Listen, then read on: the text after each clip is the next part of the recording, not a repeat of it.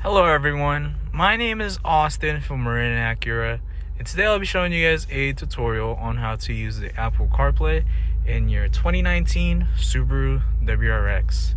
So first things first, make sure you do have a Apple charger or wire, and make sure you connect the USB into the USB port right there on the left hand side.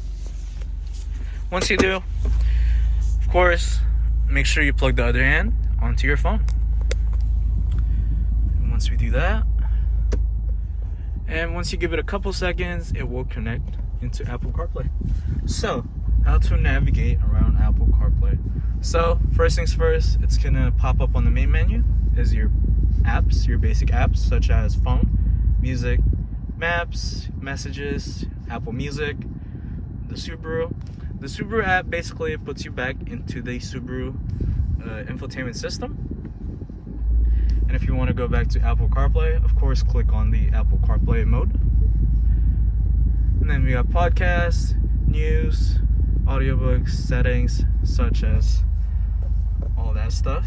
And then you have the apps that you have on your phone compatible to Apple CarPlay.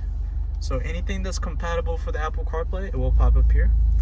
If you would like to know what kind of apps that are compatible with Apple CarPlay, just search it up on Google, and then it should give you all the answers. And then this one displays all your navigation.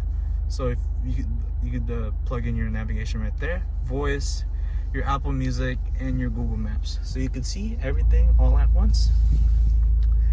And yeah, that is pretty much it for this tutorial, you guys. My name is Austin from Marin Acura, and thank you guys for watching.